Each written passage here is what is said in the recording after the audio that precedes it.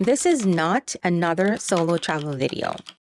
However, if you find yourself alone but still want to get out into the world sometimes, here are 5 tips for traveling alone. Also, I'm going to share with you a trick I use to scare taxi drivers.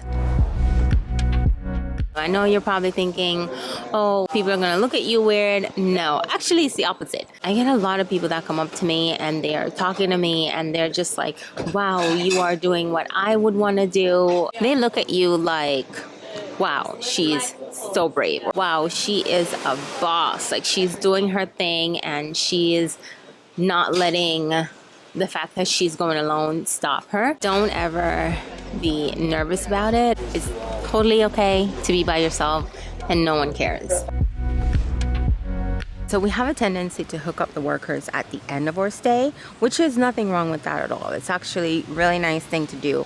But I want you to hook them up in the beginning. The first time you go to breakfast, hook up the server. The first time you go get a drink at the bar, give them a bigger than normal tip. If you get those people, those staff on your side, you're gonna have a much better time as well. These people can help you. They will give you tips and they will tell you where to go, where to not go, what's safe, what's not safe. Get them on your side and they will look out for you. Say if your hotel offers a shuttle option, that's generally safer than a cab. But if you have to take a taxi by yourself, which is sometimes you have to do, never tell them you're by yourself, right? Your friend has always gotten there before you because you're coming from whatever city and she's coming from another city. She is not coming after, she's already there. These men, they love asking. So I'm always like, oh no, I'm coming from New York. You know, my friend, she lives in LA, so she actually landed before 1 hour ago. So instead of her waiting for me at the airport, she's already there and she's checked in, so I'm meeting her. Even if the hotel called you a cab, you still have to be careful because the cab may or may not work for the hotel. It might just be a company that they know of. But what do you do if you are out drinking and you have to take a cab by yourself? I did it accidentally. I ended up having a few drinks and I had a personal taxi service that was directly through the hotel. I thought it was 24 hours and I ended up staying a little bit too late. It was about 1 a.m. and morning. So what do? You can't just jump in any cab. First of all, I went to the taxi and he was like, oh yeah, I'll take you, etc., etc. So I said, I'll come with you, but I have to take a picture of you and your license plate and send it to my friend. Is that okay? Now, I know I freaked him out, but listen, your safety is priority if you're in another country, especially. Because if I'm in New York, I wouldn't do this because I feel more safe in New York. But if I'm in an island somewhere, I'm gonna do this. I don't care. I don't care about how he feels. This is about my safety, right? So I said, I'm gonna have to take a picture because I'm visiting and I don't know any of the taxi drivers here. I don't say I don't know you. Say I don't know any of the taxi drivers here. And he was like, yeah, sure, if you feel safe.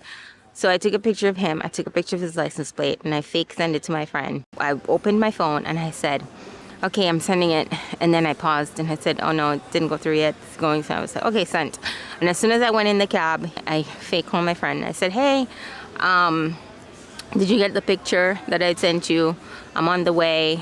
We should be there in about, wait, sir, how long before we get to the hotel? Okay, in about 10 minutes. But this is, again, a theory of mine. But I feel like most people, when they commit a crime like this, like if they want to kidnap someone or rob someone, it's not because they don't want to get caught. They just want to do it to get the money.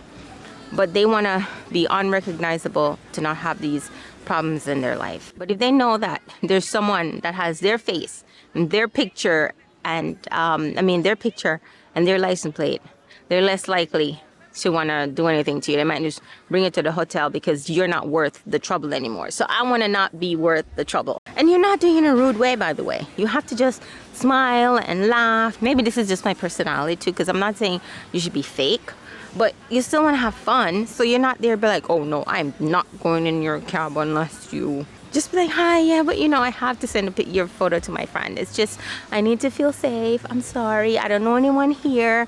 I just think it works because you're just gonna be too much of a headache for them to rob or try to do anything with. So they'll take you to where you need to go and move on to the next person, unfortunately. No, I'm laughing. So hot out here, my camera is sweating. Oh my god, it's so hot and humid. But anyway. By the way, my Patreon is live. Join me for more videos that are not posted here for chat, live events, and more. One of my favorite things to have with me when I'm alone and I'm out getting a drink is my drink cover scrunchie. I like it because it allows me to be able to relax while I'm speaking to people. Look, all it takes is a second for someone to distract you and slip something in your drink, and these predators are tricky. It can happen to smart people. It doesn't mean you're stupid. I really like it because when I have this, I'm able to get out of my head and enjoy the conversation and ultimately focus on being more social.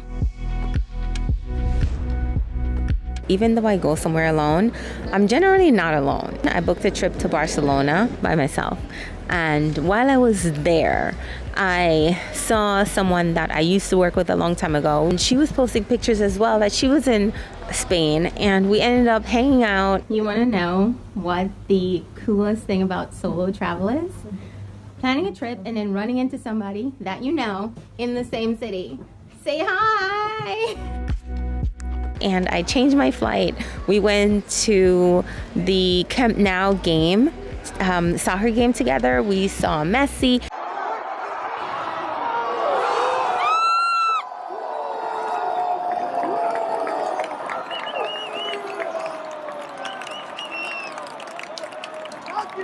And it just ended up being the best time. And when I was in Curacao, I met two young ladies from Harlem. When I was in Mexico, into Mexico by myself, and I met two young ladies from California. They just sort of adopted me, I guess. So things can happen like that, where even though you're alone, you don't end up being alone. You get to just be. You get to just relax.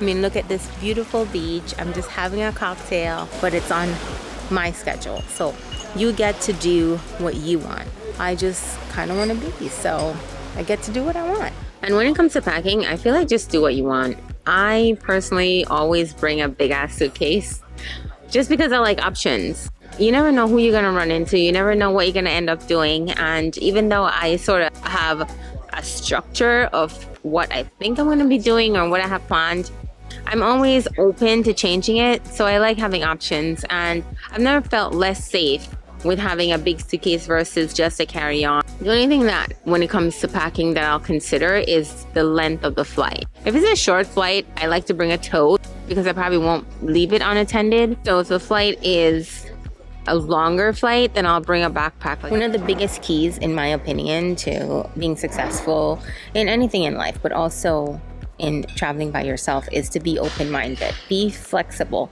and not just put yourself in a little box or a little barrel for what you want to do, what you want to see, or where you want to go. Try something that you don't know if you're gonna like it or not, something that you don't even know the outcome.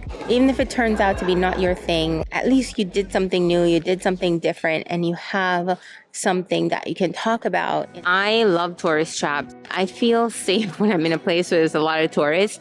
If I'm alone, that's sort of the place where I'll go. But at the end of the day, your happiness is a priority, and you can't sit at home and wait for other people to live your life.